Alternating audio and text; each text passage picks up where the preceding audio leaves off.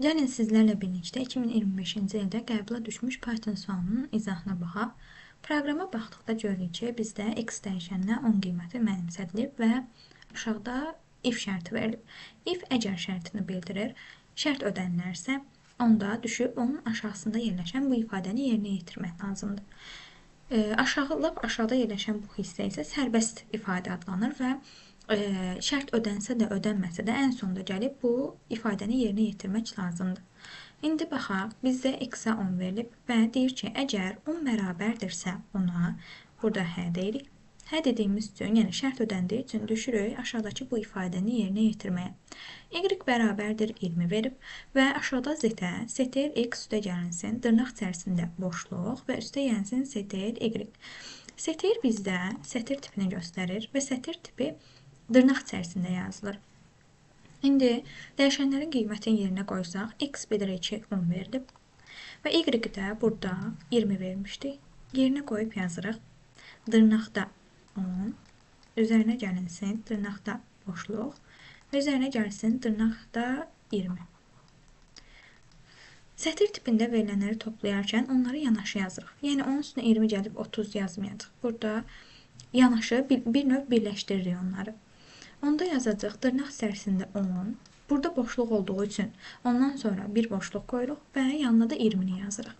Bizim z-imizin qiyməti olacaq. Və aşağıda print z deyir. Print əmri də funksiyası da biz bilirik ki, dırnaq içərisində olduqda dırnaqları silir və ifadəni olduğu kimi ekrana çap edir.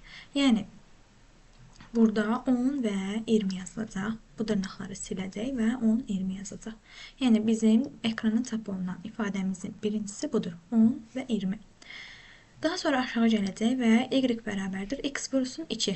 X bilirik ki, yuxarıda 10 verilmişdi və x-i də 2-yə vuranda y-in qiyməti 20 olacaq. Bu ifadəni yerinə yetirdik və düşürük sərbəstlik yerinə yetirməyə. Y-ə burada 100 qiyməti mənimsədilib. Yəni, y artıq 20 yox, olacaq 100. Və düşəcək aşağı, z bərabər olacaq, sətr x üstə gəlsin. Dırnaqda boşluq və üstə gəlsin sətr y. Yenə dəyişənləri, qiymətləri yerinə qoyacaq. X-in yerinə biz görürük ki, 10-dur. 10 qoyacaq və üzərinə boşluq, üzərinə də sətr y. Y-in də qiyməti görürük ki, 100-dür. 100 qoyacaq və yazacaq. 10. Üzərinə gəlsin dırnaqda boşluq və üzərinə gəlsin dırnaq içərisində 100. Bunları da yanaşı yazacaq, yəni onu yazacaq. Burada bir boşluq qoyacaq və yanında da 100-ü yazacaq. Daha sonra print z deyir. Artıq z-imizin qiyməti 10, 100 olub və biz bildik ki, print funksiyası bizdə dırnaqları silir və ifadəni olduğu kimi çap edəcək. 10, 100. Və artıq ikinci çap olunan ifadəmiz də 10, 100 olacaq. Həqiqətən də sınasaq, orada run edirik.